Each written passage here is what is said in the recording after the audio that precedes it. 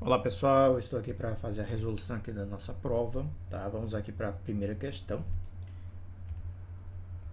A primeira questão, ela fala o seguinte: nós temos uma amostra indeformada de solo que foi coletada em campo e apresentou uma massa úmida de 420 gramas. Então vamos lá. E o volume total de 200 centímetros cúbicos.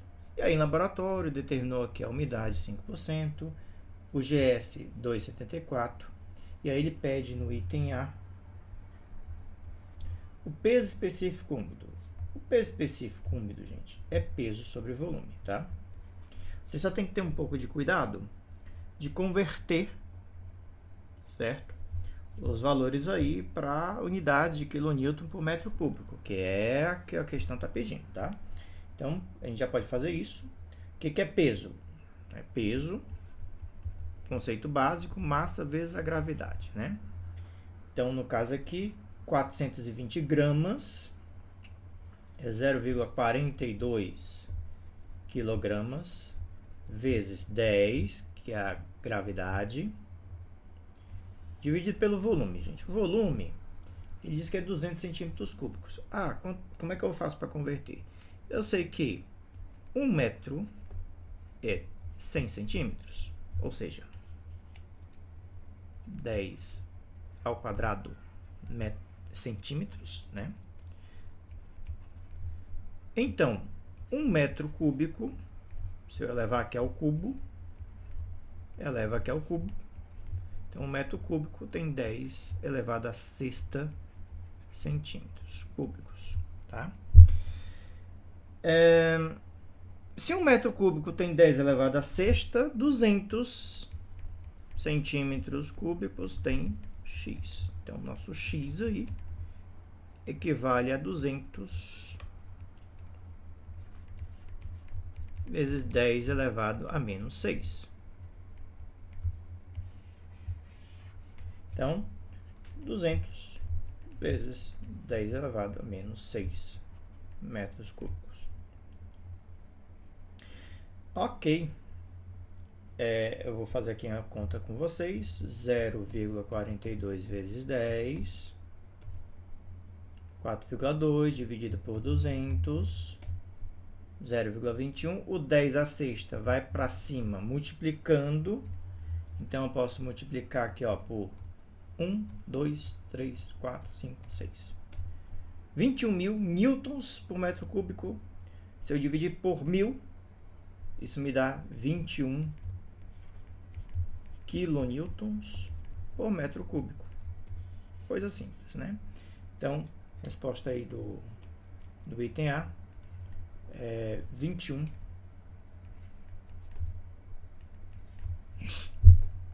kilonewtons. Peso específico seco, gente. Aí a questão é bem simples, né? O item B, se vocês olharem lá na prova, era só você usar este conceito aqui. Você já tem o gama N, é só o gama N dividido por 1 mais umidade, tá? Então, o nosso gama D é o gama N, que acabamos de calcular, dividido por 1 mais umidade. O gama N é 21, dividido por 1 mais umidade, 5%. Então, 0,05, tá? Então, 21 dividido por 1,05, 20. 20 kilonewtons por metro cúbico. Então, a resposta aqui, 20. Índice de vazios, gente. Índice de vazios, você olhar lá na prova, era só utilizar uma expressão que a gente usa muito, essa aqui, tá? Temos o gama S, temos o gama D. Então, o item C seria o índice de vazios igual ao gama S sobre o gama D menos 1, tá? Mas ele me deu o GS, que é 2,74. Mas sabemos que o gama S é o GS vezes gama da água. Uma vez que o gama da água é igual a 10, 2,74 vezes 10, gama S, que é o peso específico das partículas, 27,4. quilonewtons por metro cúbico. Então, aqui fica 27,4 dividido por 20, que é o gama D, menos 1. 27,4 dividido por 20, menos 1. 0,37. É adimensional, tá, pessoal? Então, resposta de vazios, 0,37. Porosidade. Porosidade, você usa essa expressão aqui, ó. Então, estava bem simples, né? O item D, porosidade, N de vazios, dividido por 1 mais N de vazios. 0,37 dividido por 1,37. E aí, 0,37 dividido por 1,37 dá 27%, tá? 27% seria a nossa resposta.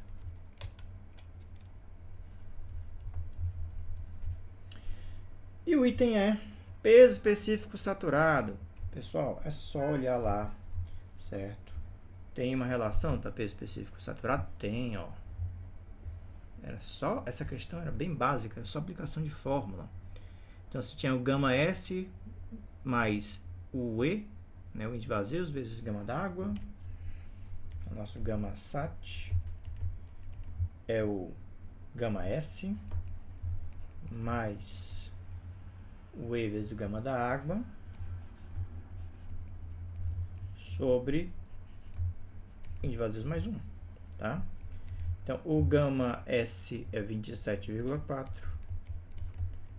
mais 0,37 vezes 10 dividido por 1,37. Vamos ver aqui. 27,4 mais 3,7 dividido 1,37. 22,7.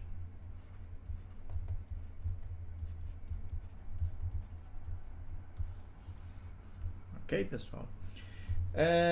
Vamos para a segunda questão. Aliás, acho que a segunda questão já está aqui, pronto. Essa talvez foi a que muitos tiveram muitas dúvidas, né? Como resolver, mas nada muito complicado. Você tem aqui uma primeira situação, né? Que você vai ter uma construção de um aterro, uma camada, e aí você tem uma área 10 por 100, tá? Então, você tem uma área aí em que foi despejado o quê? 50 viagens de caminhões, cada uma transportando 12 metros cúbicos. Se você faz isso aqui, gente, é o seguinte, ó. Você tem a primeira situação, o solo está um pouquinho mais fofo, ok? Qual o volume que tem aqui, gente? Esse volume inicial é as 50 viagens vezes 12. Ou seja, nosso volume inicial é 600 metros cúbicos, tá?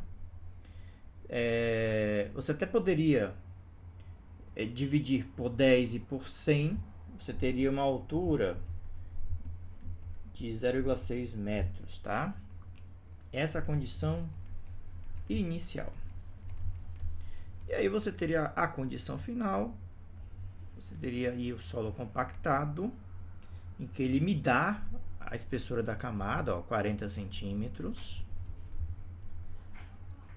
E a única coisa que eu preciso, gente, é calcular o volume final, ó. Qual é o volume final? É a área 10 vezes 100 vezes os 40 centímetros. Ou seja, o volume final vai ser 400 metros cúbicos, tá? E ele me diz que o gama compactado, ó, o P específico seco compactado é de 20. Então, o gama D compactado é 20 quilonewtons por metro cúbico. O que eu precisava resolver, gente? Primeira coisa, dessa situação final, após a compactação, a única coisa que eu precisava responder é qual o índice de vazios aqui? Porque eu preciso, nessa questão, para calcular a capacidade inicial, nossa capacidade inicial, e calcular a capacidade final, eu preciso dos índices de vazios iniciais e finais, só isso. Como é que eu calculo o índice de vazios final? O índice de vazios final vai ser o gama S sobre o gama D compactado menos 1. O índice de vazios final vai ser, quanto é o gama S? Ele me deu, ó, GS é 2,75, quer dizer que o gama S é 27,5. Então, ó, 27,5 dividido por 20, que é a questão me dá, menos 1. Vamos calcular aqui. 27,5 dividido por 20 menos 1, 0,375, tá, pessoal? Então, esse é o índice de vazios final. 0,375. E o índice de vazios inicial? Turma, coisa básica. Vocês fariam utilizando essa expressão matemática aqui. Porque o PS e o VS continuam sendo constantes, certo? O gama S fofo e o gama S compactado, ou seja, as propriedades das partículas, elas não mudam. É o mesmo princípio lá da jazida, quando se pega um solo da jazida e compacta. Então, o VS é o V total dividido por 1 mais índice de vazios. Então, pessoal, nessa questão, a única coisa que eu precisava descobrir é o índice de vazios inicial, que eu não sei. Eu faço dessa forma. O nosso VS, ele é o volume inicial sobre 1 mais índice de vazios inicial, que é igual ao volume final sobre 1 mais índice de vazios final. Então, 600 sobre 1 mais índice de vazios inicial igual 400, que é depois de compactado, sobre 1 mais 0,375. Vamos ver aqui, 400 dividido por 1,375, dá esse valor, divido por 600, dá esse outro aí, tá?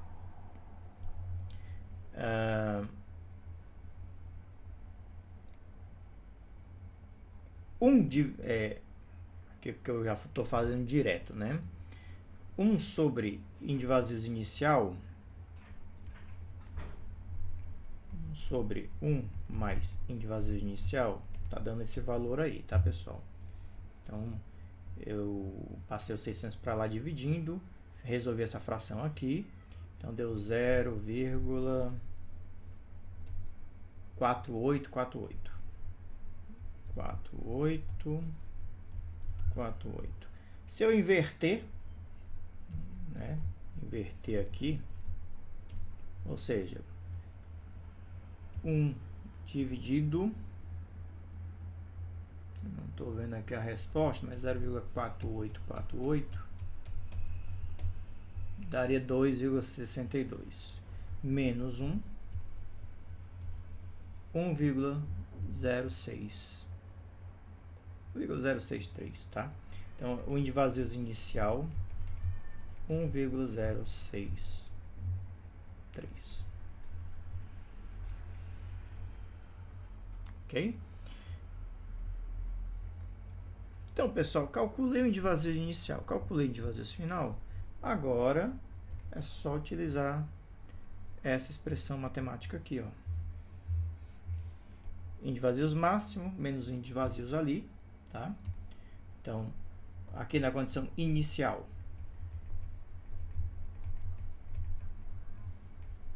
o CR vai ser o índice de vazios máximo menos o índice de vazios inicial dividido pelo índice de vazios máximo menos índice de vazios mínimo.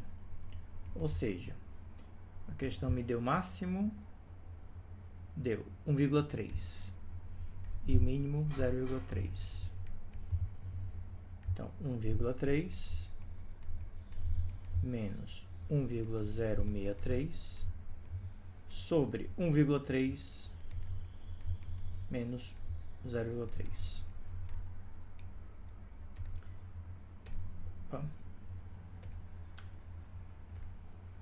Aqui vai dar, então, 1,3 menos 1,063, 0,237, ou 23,7%, tá, pessoal?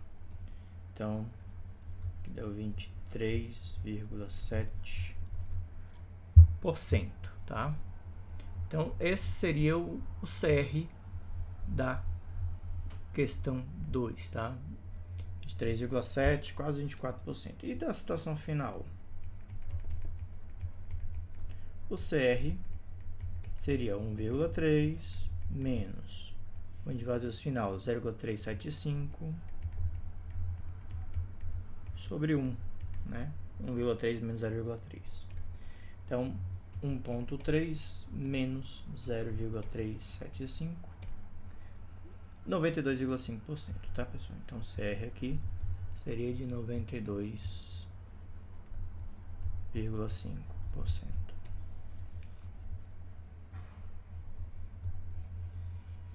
Ok. Resolvido aqui. Vocês notem que não era tão complicado. Vamos ver aqui a terceira. Terceira eram questões de VOF, tá?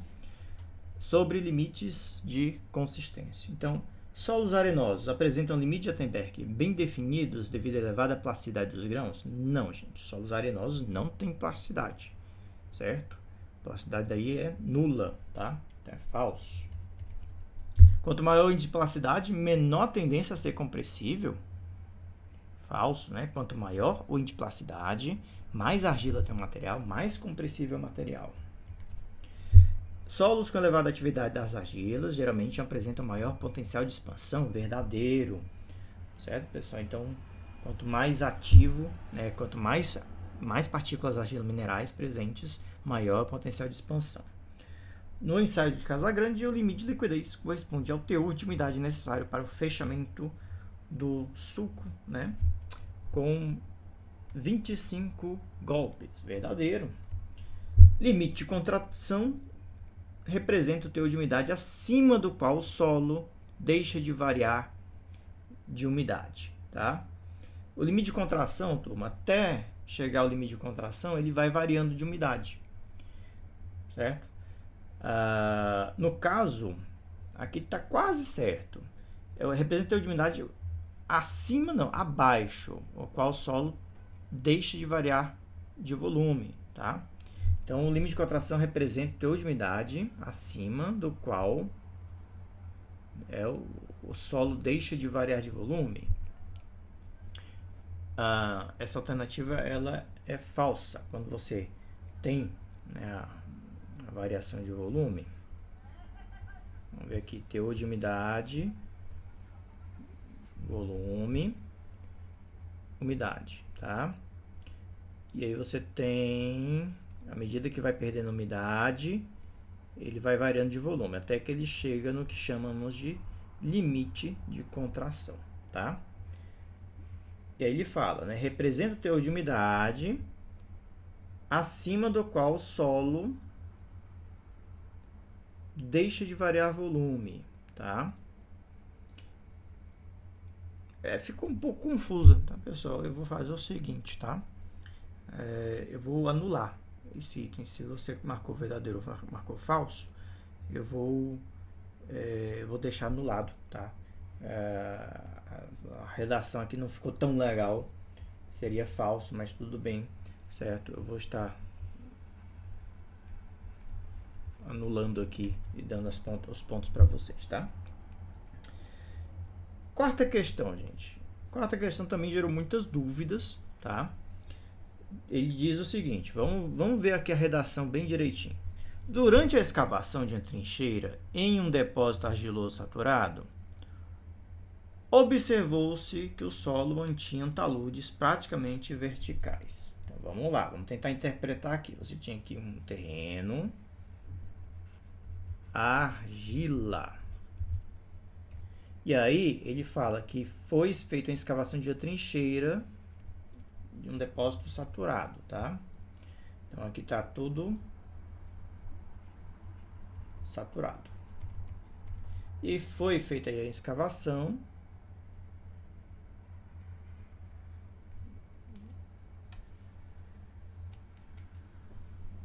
Foi feita aí a escavação, deixando o taludezinho um pouquinho mais inclinado, tá?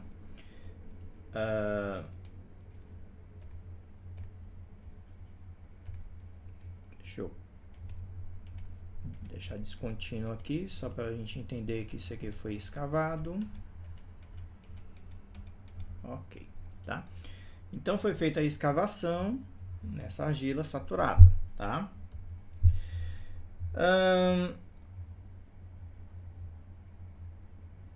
Entretanto, após a intensa vibração causada pelo tráfego de equipamentos pesados durante a obra, ocorreu ruptura súbita do material, acompanhada de uma grande deformação e perda de quase completa resistência. Inclusive, ele me dá aqui os resultados de laboratório, pessoal.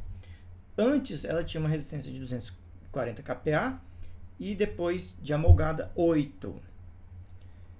E aí ele pede no item A, que coisa que muita gente ficou em dúvida, né? Em relação a qual mecanismo físico responsável pela perda de resistência, pessoal. A coisa era bem simples, tá? Aqui no item A, o mecanismo que você deveria falar era justamente sobre a sensitividade da argila. Você até poderia calcular, tá, gente? Então, na questão aí, eu até dava lá no formulário como é que seria a sensitividade, a resistência indeformada pela resistência amolgada, tá? Se você fosse calcular a sensitividade, a resistência indeformada, que na questão ele me dá que é 80, né? Cadê ela? 80, 240 e amolgada 8. 240 dividido por 8, tá? Se você fosse calcular aí, 240 dividido por 8 dava igual a 30. Deixa eu ver se eu tenho aqui a aula no PowerPoint mesmo desse assunto. Classificação do solo, consistência do solo. Se vocês olharem bem lá quando eu falei sobre essa questão de sensitividade, né? Acima de 8, né? Ele é ultra sensitivo, né? Quickly, né? Então, dando 30 aqui, quer dizer o quê? Quer dizer que devido à vibração, tá, gente? Devido ao tráfego aqui de equipamentos, caminhão, escavadeira, enfim, tá? E devido ao tráfego aqui local, tudo isso aqui, pessoal, provocou vibrações aqui no solo, tá? Essas vibrações fizeram com que alterasse a estrutura do solo, amolgasse. E como o solo apresenta uma alta sensitividade, certo? Houve uma perda de resistência não drenada. Por isso que o solo veio a romper, tá? Era apenas isso que precisava responder na questão, gente. É explicar que devido à alta sensitividade da argila, que isso é uma propriedade da argila, o amolgamento fez com que a estrutura do solo sofresse uma pequena alteração, e quando acontece essa alteração, o solo deixa de ser deformado e passa a ser amolgado. Existe um amolgamento, uma alteração da estrutura desse solo, gente. Mesma vibração? Sim. Mesma vibração, ela vai mexer um pouquinho ali nas partículas e vai amolgar o solo. Amolgando, o solo perde resistência, tá? E aí, o item B, ele pergunta, né? Discuta por que esse tipo de solo representa elevado risco geotécnico em escavações. Gente, se você só o item A já conseguiu responder falando sobre essa questão da sensitividade, eu vou estar até considerando, tá? Mas aí no item B, você deveria falar, né, que solos altamente sensíveis, ele representa um elevado risco geotécnico, principalmente em questões de estabilidade de escavações, tá? Então, assim, taludes íngremes, né, taludes aí que são executados temporariamente, vibrações, escavações, certo? Qualquer coisa de qualquer fator que possa levar ao amolgamento, tá, pessoal?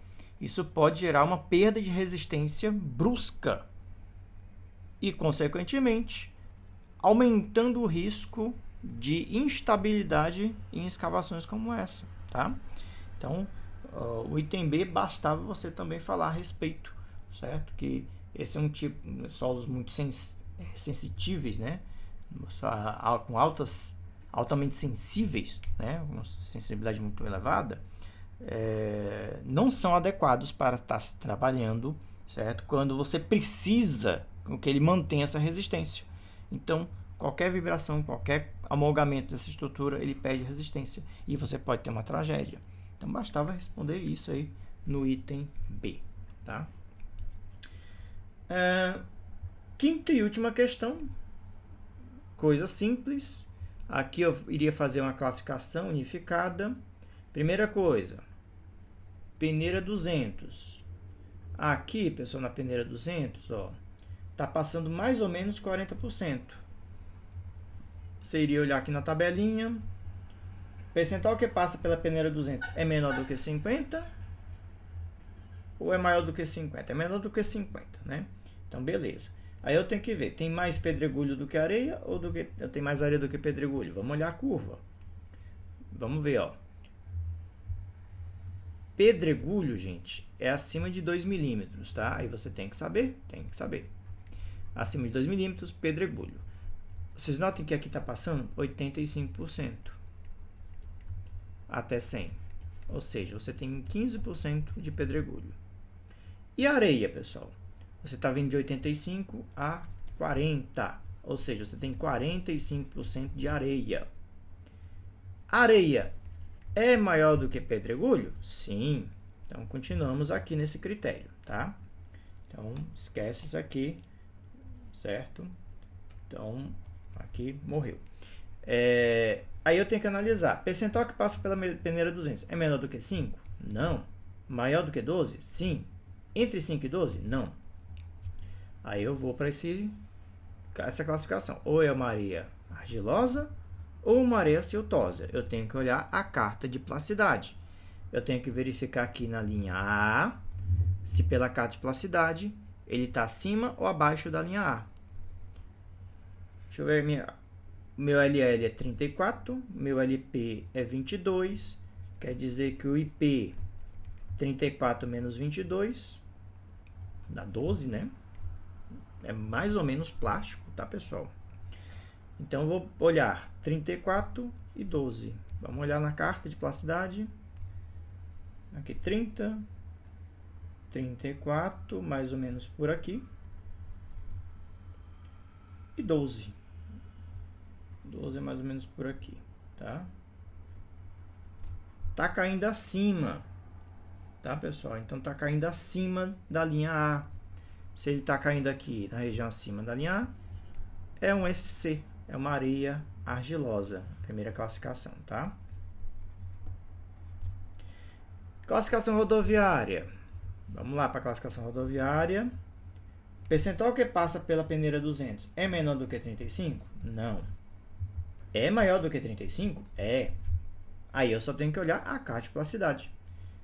É 34, né? 34 e 12, né? Então, 34 deve estar mais ou menos por aqui. 12 por aqui.